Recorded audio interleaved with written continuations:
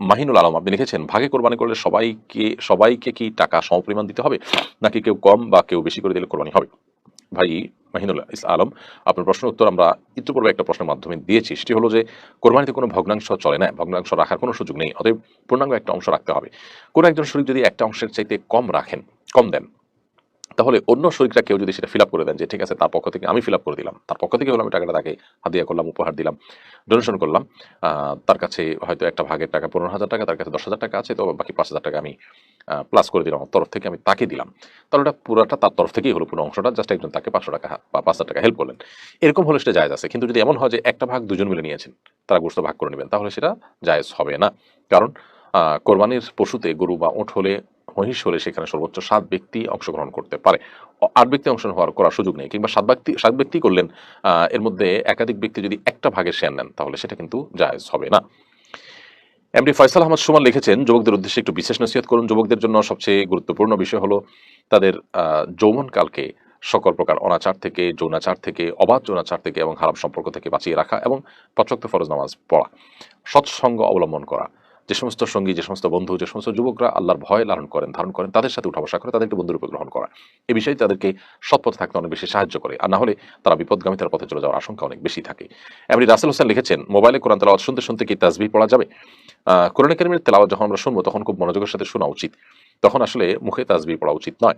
কারণ কোরআন কারীমের তেলাওয়াত যখন আমরা শুনবো, তখন আমাদের আচরণ কেমন হবে বা আমরা কিভাবে শুনবো সে সম্পর্কে আল্লাহ সুবহানাহু ওয়া তাআলা বলেছেন, ইযা কুরিয়াল কুরআনু ফাসতামিউ লাহু ওয়া আনসিতু লাআল্লাকুম তুরহামুন।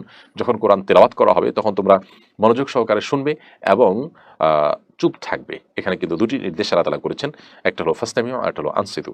তোমরা মনোযোগ সহকারে শুনবে কোরআন যখন তেলাওয়াত করা হবে তখন, এবং তোমরা সেই কোরআন কারীমের তেলাওয়াতকে শোনার সময় তোমরা নীরবতা অবলম্বন করবে। এজন্য দুইটা জিনিস আমাদের লক্ষ্য রাখা উচিত, একটা হলো নীরবতা অবলম্বন করা, একটা হলো যে মনোযোগ সহকারে শ্রবণ করা। এজন্য এই সময় তাসবিহ তেলাওয়াত করা উচিত নয়।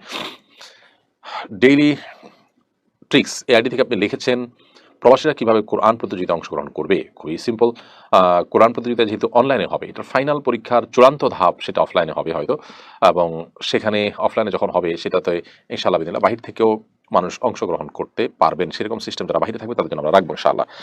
তবে আহ, সাধারণত যে প্রথম 6টি ধাপ আছে বা 5টি ধাপ আছে, এই ধাপগুলোতে পৃথিবীর যে কোনো প্রান্ত থেকেই অংশগ্রহণ করতে পারবে যে কোনো ব্যক্তি, এমনকি প্রবাসী ভাইরা তারাও অংশগ্রহণ করতে পারবেন।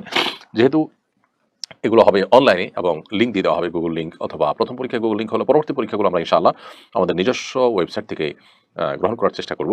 অতএব আমাদের ফেসবুক পেজে যখন লিঙ্ক প্রকাশ করা হবে, যে কেউ লিঙ্কে ক্লিক করে কিন্তু পরীক্ষায় অংশগ্রহণ করতে পারবেন, এবং যথারীতি তার জন্য পুরস্কার ইত্যাদিও প্রযোজ্য হবে। মাহবুব লিখেছেন, সম্প্রতি এক বাংলাদেশি যুবক এভারেস্ট জয় করেছেন। এ ধরনের অ্যাচিভমেন্টের জন্য দীর্ঘ প্রস্তুতি নিতে হয়, অর্থ শ্রম ব্যয় হয়। শুধু একটা পাহাড়ে ওঠার জন্য অর্থ শ্রম ও সময় ব্যয় করা সেরাই এবং দুনিয়াবী দৃষ্টিকোণ থেকে কেমন? ভাই মাহবুব, এই বিষয়ে আমরা এর আগে বিভিন্ন প্রশ্ন উত্তর এই ধরনের প্রশ্ন বিষয়ে নানা কথা আমরা পেশ করার চেষ্টা করেছি। কোরআন এবং হাদিসকে গবেষণা করে বা কোরআন হাদিস পাঠ করে আমাদের কাছে যেটি মনে হয়েছে যে আসলে ইসলামী শরিয়ার দৃষ্টিকোণ থেকে এই কাজগুলোর তেমন কোনো তাৎপর্য নেই। এগুলোতে আমাদের দেশের মুখ উজ্জ্বল হয়, যিনি করেন তার মুখ উজ্জ্বল হয়, তার সাহসিকতা, তার বীরত্ব, এগুলো বীরত্ব গাথা এগুলো মানুষ বলতে থাকে। কিন্তু আসলে ইমানদারের প্রত্যেকটা কাজে দুনিয়া এবং আখিরাত কোনো না কোনোটার কল্যাণ নিহিত থাকবে। যদি এমন হয় যে ওই জায়গাটাতে যে কোনো কিছু আবিষ্কার করা যায় কিনা, মানুষের জন্য কোনো কল্যাণের কোনো কিছু বের করা যায় কিনা, তার জন্য গবেষণা করলেন, তার জন্য চেষ্টা করলেন, তাহলে সেটা ভিন্ন বিষয়। এটা যেমন মহাকাশে যাচ্ছে মানুষ, সেখানে গিয়ে আপনার মহাকাশ স্টেশন থেকে নানাবিধ মানুষের কল্যাণ সাধন করার পথ পদ্ধতি বা নানা রকমের আপনার সুযোগ সুবিধা সেখান থেকে মানব জাতির জন্য সেখান থেকে তারা তৈরি করতে পারছেন, দেখাতে পারছেন বা আবিষ্কার করতে পারছেন। কিন্তু এভারেস্টের চূড়ায় ওঠার মধ্যে মানুষের কোনো কল্যাণ নিহিত নেই। যিনি উঠছেন তিনি তার বাহাদুরি ছাড়া, যে দেশের নাগরিক করছেন সে দেশের মুখ উজ্জ্বল হওয়া ছাড়া আর কিছু নয়। এটার জন্য শ্রম, অর্থ এগুলো সব ব্যয় করা এবং এত বেশি এনার্জি সেখানে দেওয়া, এই ধরনের কাজের পেছনে ইসলাম শরিয়ার দৃষ্টিকোণ থেকে, বিশেষ করে যে লোকটা আখিরাতে বিশ্বাস করেন, যিনি আল্লাহর কাছে যেতে হবে যে বিশ্বাস করেন, যার কাছে দুনিয়াটা নিছকই একটা দুনিয়া, এটা এর বেশি কিছু নয়, তার কাছে আসলে এগুলো কখনো গুরুত্বপূর্ণ বিষয় নয়। হ্যাঁ, আখিরাতের প্রতি বিশ্বাস না থাকলে দুনিয়াটাই তার সবকিছু হলে তখন তার কাছে এটা অনেক বড় ব্যাপার হতে পারে। আমি জানি যে এই ধরনের বিষয়গুলোকে আমরা অনেকে হয়তো হজম করতে পারবো না। এই ধরনের বিষয়গুলোকে আমাদের কাছে মনে হবে যে একেবারে সেকেলে আমাদেরকে শয়তান আখিরাতকে এতটা ভুলিয়ে রাখছে যে আখিরাতের ব্যাপারগুলো আমাদের কাছে এখন একেবারে গৌণ হয়ে যাচ্ছে। আখিরাতের বিষয়গুলো আমাদের কাছে বরং মনে হচ্ছে যে এগুলো শুধু কথার কথা। আমাদের ব্যক্তিগত জীবনে বিভিন্ন কর্মকাণ্ডে, আমাদের চিন্তাধারায় আখিরাতের প্রতি ঈমানের কোনো প্রতিফলন বা ছিটেফোঁটা ফোঁটা এটা প্রকাশ পায় না সচরাচর। এটা খুবই দুর্ভাগ্যজনক এবং এটি ইমানের যে দুরবস্থা আমাদের মধ্যে রয়েছে সেটা একটি সুস্পষ্ট উদাহরণ। মাহিয়া মাহিয়া আপনি লিখেছেন, অজু করার পর চুল দেখা গেলে কি অজু ভেঙে যাবে? অজু করার পর যদি চুল দেখা যায় তাতে অজু ভঙ্গ হবে না, কারণ আসলে অজু ভঙ্গের সাথে চুল দেখা যাওয়া না যাওয়ার কোনো সম্পর্ক নেই। অজু ভঙ্গের সাথে মূলত পবিত্র আহ, অপবিত্র হওয়ার সম্পর্ক রয়েছে। অর্থাৎ যদি কেউ অজু করার পর তার পবিত্রতা নষ্ট হয়, সেটা পেশাব পায়খানা করার মাধ্যমে হতে পারে, কিংবা বায়ুত্যাগ করার মাধ্যমে হতে পারে, ঘুমের মাধ্যমে বায়ুত্যাগের সম্ভাবনা তৈরি হয় তার মাধ্যমে হতে পারে, রক্ত ইত্যাদি বের হওয়ার মাধ্যমে হতে পারে। কিন্তু চুল দেখা গেলে এখানে আসলে শরীরের কোনো অপবিত্র বস্তু সেখানে বের হওয়ার ব্যাপার হওয়ার মতো ঘটনা ঘটে না, যার কারণে এটি অজু ভঙ্গের কোনো কারণ নয়। মা বোনদের অজু করার পর চুল দেখা গেল, মাথার কাপড় খুললো, এমনকি পোশাক আশাক পরিবর্তন করলেন, তাতেও কিন্তু অজু ভঙ্গ হবে না। রিদিতা রুমকি এই আইডি থেকে আপনি লিখেছেন, সূর্য ওঠার সময় কি কোরআন তেলাওয়াত করা যাবে? সূরা কাহাফ শুক্রবার পুরোটাই পড়তে হয় কিনা? সূর্য ওঠার সময় কোরআন কারিমের তেলাওয়াত করা যাবে। কোরআন কারিমের তেলাওয়াতের সাথে আপনার সূর্য ওঠার আসলে কোনো সম্পর্ক নেই, অর্থাৎ সূর্য ওঠার সময় কোরআন তেলাওয়াত করা যাবে না এমন কোনো কথা কিন্তু নেই। সূর্য ওঠার সময় নামাজ পড়া নিষেধ, কিন্তু তাই বলে ওই সময় কোরআন তেলাওয়াত করা নিষেধ নয়। এমনকি অন্য কোনো আমলও নিষেধ নয়, শুধুমাত্র সিজদা করা এবং নামাজ পড়া নিষেধ।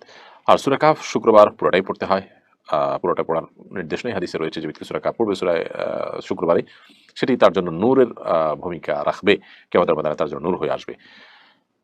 এরপরে প্রশ্ন করেছেন তাওহিদ বিন শাহিদ, আপনি লিখেছেন, একই পশু কোরবানির ক্ষেত্রে কোনো অংশীদারের উপার্জনের উৎস যদি হালাল হারামের সংমিশ্রণ থাকে তাহলে অন্য অংশীদারের কোরবানি কবুল হবে কিনা? উত্তর হলো হয়ে যাবে। কোরবানির পশুতে একাধিক অংশীদার আছেন, কোন একজন অংশীদারের উপার্জনের মধ্যে মিশ্র উপার্জন আছে, হালাল হারামের সংমিশ্রণ রয়েছে, তাহলে যিনি হালাল টাকায় শরিক হয়েছেন ওই একই পশুতে তার কোরবানি হয়ে যাবে।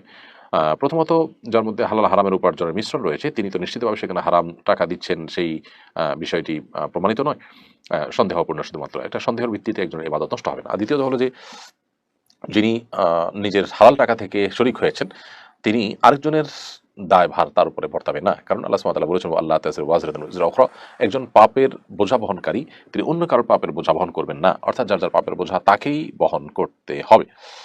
রফিকুল ইসলাম লিখেছেন, আমি প্রায় সময় আমার দুই ছেলেকে নিয়ে বাসায় নামাজ পড়ি। আমার এক ছেলের বয়স 10 বছর, অন্য ছেলের 8 বছর। এতে কি জামাতে নামাজ আদায়ের সওয়াব হবে, নাকি আমাকে মসজিদে গিয়েই সালাত আদায় করা উচিত?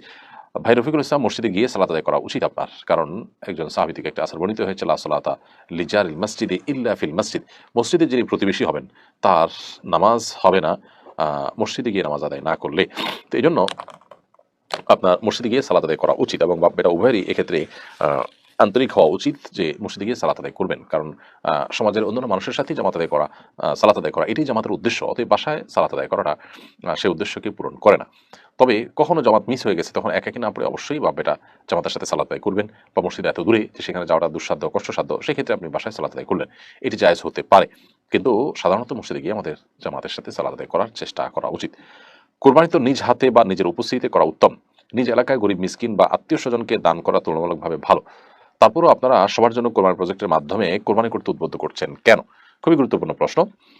যেহেতু নিজ হাতে কোরবানি করা উত্তম, অতএব কোনো ব্যক্তি নিজের পশু নিজে কিনে সেটিকে লালন পালন করে তার সাথে একটা মায়া তৈরি হবে, তারপর তো নিজ হাতে কোরবানি করতে পারে, সেটা ভালো হয়। আসন্না ফাউন্ডেশনের সবার জন্য কোরবানি এই প্রজেক্টটি মূলত তাদের জন্য যারা নিজের হাতে কোরবানি করতে পারছেন না, অথবা নিজে হাতে কোরবানি করলেও তিনি একটা কোরবানি করছেন নিজে হাতে, আরেকটা হয়তো অন্য কারোর মাধ্যমে করাবেন, সেরকমটি যদি করতে চান তাদের জন্য। প্রবাসে অনেকে আছেন যারা কোরবানি নিজেরটা নিজে করতে পারছেন না, এমন জায়গা থাকেন যে তাদের ওই সমস্ত জায়গায় কোরবানি চাইলেই যে কেউ যেখানে সেখানে বা যখন তখন করতে পারে না। গ্রোসারি শপের মাধ্যমে তারা গোশত কিনতে হয়, পশু কিনে আসলে গোশত কেনার সুযোগ তাদের অনেকেরই থাকে না, জবাই করার সুযোগ তাদের থাকে না। তো তাদের জন্য মূলত এই প্রজেক্টটি। এর বাইরে আমাদের যে সমস্ত ভাইরা নিজেদের কোরবানি একাধিক কোরবানি করেন, একটা নিজে করলেন, আরেকটা তিনি গরিব দুঃখীদের জন্য বিভিন্ন অঞ্চলে কোরবানি করে তার গোশত বিতরণ করতে চান, তাদের পক্ষ থেকে আমরা কোরবানি অ্যারেঞ্জ করে থাকি। এর বাইরে শহরে যারা কোরবানি করছেন, কোরবানি করার পাশাপাশি তারা কোরবানির গোশত অভয় মানুষদের যদি পৌঁছে দিতে চান, নিজের কোরবানি থেকে গোশত পৌঁছে দেওয়ার জন্য আমরা শহরে বিশেষ করে ঢাকায় কোরবানির গোশত কালেক্ট করার ব্যবস্থা রাখছি বিভিন্ন বুথের মাধ্যমে, সেখানে তারা অংশগ্রহণ করতে পারে এবং তাদের গোশতগুলো আমরা প্রত্যন্ত অঞ্চলে ফ্রোজেন গাড়ির মাধ্যমে পৌঁছে দিচ্ছি। এটিও একটা সুযোগ রয়েছে আমাদের প্রজেক্টে অংশগ্রহণ করার। মারুফ খান লিখেছেন, আমি মজা করে এক জ্যোতিষীর কাছে হাত দেখাই, জ্যোতিষীর কথা আমার মনে তৎক্ষণাৎ কিছু প্রভাব ফেলে, এদিকে আমার ইমান চলে গেছে। আল্লাহ মাফ করুন, আপনি যদি জানেন যে তার কথা বিশ্বাস করা ইমান পরিপন্থী, তাহলে সেক্ষেত্রে আপনার সেখানে যাওয়া এবং দুষ্টুমি করে হলেও মজা করে হলেও তার কাছে হাত দেখানো, এই কাজগুলো আপনার অন্যায় হয়েছে, এর জন্য আপনার আল্লাহর কাছে তওবা করতে হবে। এবং আপনি যদি তার কথায় বিশ্বাস করেন এবং তার কথার উপর আস্থা রাখেন, তাহলে সেক্ষেত্রে ঈমান চলে যাওয়ার মতো কাজ হয়েছে। আল্লাহ মাফ করুক। আপনারা তওবা করলে ইনশাআল্লাহ আল্লাহ তাআলা মাফ করবেন আপনাকে। আর যদি শুধুমাত্র জাস্ট তাৎক্ষণিক প্রভাবিত হয়েছেন, আপনি তার কথা পরিপূর্ণ বিশ্বাস করেননি, তাহলে হয়তো ঈমান যায়নি, কিন্তু ঈমান যাওয়ার উপক্রম হয়েছে এবং ঈমানের জন্য ক্ষতিকর একটি পর্যায়ে আপনি চলে গেছেন। বিধায় এই জায়গা থেকে আপনাকে ফিরে আসতে হবে তওবা নসুহার মাধ্যমে। জীবনে কখনো দুষ্টুমি এই ধরনের বিষয় নিয়ে করতে হয় না। মানুষ ঈমান নিয়ে দুষ্টুমি বা ঈমানের সাথে ঈমান টানাটানি পড়তে পারে, এরকম বিষয় নিয়ে মানুষ আসলে দুষ্টুমি করতে পারে না, যদি সে ঈমানের মর্ম বুঝে থাকে। আল্লাহর কাছে পরিপূর্ণভাবে ইস্তেগফার করা উচিত খাঁটি অন্তরে।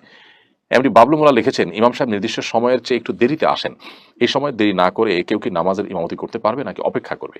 ইমাম তিনি যদি মাঝে মধ্যে বা হঠাৎ এরকম করেন যে তার একটু দেরি হচ্ছে, তাহলে সেক্ষেত্রে ইমামের জন্য অপেক্ষা করাটাই হলো সুন্নাহ। নবী করিম সাল্লাল্লাহু আলাইহি ওয়াসাল্লাম একদিন এশার সালাত আদায় করতে আসতে তার একটু বিলম্ব হয়েছে। এর মধ্যে সাহাবীদের অনেকে মসজিদে নববীতে শুয়ে পড়েছেন, অনেকে ঘুমিয়ে পড়েছেন। নবী সাল্লাল্লাহু আলাইহি ওয়াসাল্লাম আসার পর সবাই আবার প্রস্তুত হয়ে সালাতে শামিল হয়েছেন।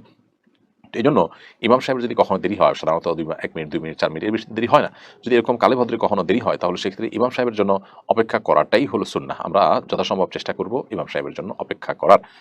আর যদি প্রায় এরকম করেন, তাহলে সেক্ষেত্রে ইমাম সাহেবকে সতর্ক করা যেতে পারে, সাবধান করা যেতে পারে। ইমাম সাহেবকে বলা যেতে পারে যে এটি মুসল্লিদের কষ্টের কারণ হয়। সেটুকুই ইনশাআল্লাহ বিইذনিল্লাহ আশা করি যথেষ্ট হবে তার সংশোধনের জন্য। তারপরে যদি নিয়মিত এরকম করতে থাকেন, তাহলে কর্তৃপক্ষ চাইলে সেই ইমাম যার টাইম জ্ঞান নাই বা তিনি এরকম নিয়মিত দেরি করেন, তাতে মানুষের অসুবিধা হয়, তাহলে সেক্ষেত্রে তার বিকল্প কোনো ব্যক্তিকে নিয়োগ দিতে পারেন। সালমান অপটিক্স এই আইডি থেকে আপনি লিখেছেন, ব্যবসায় বদনজর লাগলে করণীয় কি?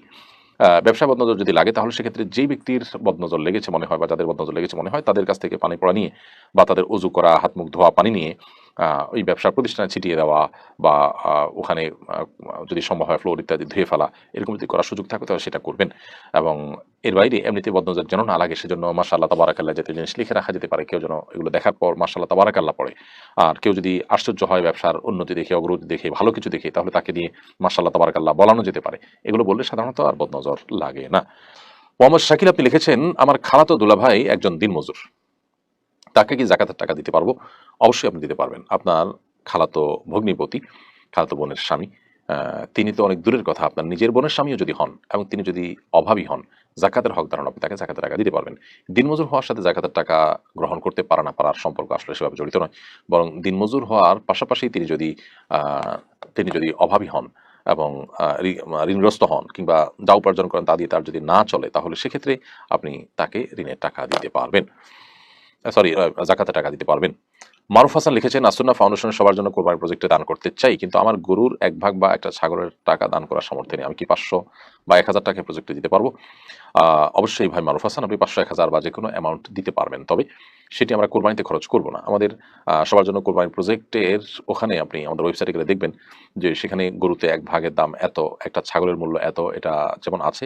এরপর আরেকটা অপশন আছে যে এনি অ্যামাউন্ট, যে কোনো অ্যামাউন্ট দেওয়া। কিন্তু এই এনি অ্যামাউন্ট দিয়ে কোরবানি হবে না, কারণ কোরবানিতে ভগ্নাংশের কোনো সুযোগ নেই। অর্থাৎ যে কোনো একটা অংশ পূর্ণাঙ্গভাবে যে কোনো একজনকে নিতে হবে। একটা অংশ কয়েকজন ভাগ করে নিলেন, এই ভগ্নাংশ কোরবানিতে চলে না এবং জায়েজ নেই। তো এই জন্য 500, 1000 বা 100, 200 বা আপনার 1 ভাগের চাইতে কম টাকা কেউ যদি দেন, সেটি হয় শুধুমাত্র গোশত বিতরণের জন্য দেওয়া, এটা কোরবানির জন্য নয়। আমরা ওই টাকাগুলোকে একত্র করে পরবর্তীতে বিভিন্ন জায়গায়, বিভিন্ন সময়ে, বিভিন্ন মাদ্রাসাতে, বিভিন্ন অভাবী মানুষদের মাঝে, ঈদ উল ফিতরে বিভিন্ন সময় আমরা গরু জবাই করে গোশত বিতরণ করে থাকি। অতএব সেই খাতে আপনি এই টাকা দিতে পারবেন এবং খরচ করতে পারবেন।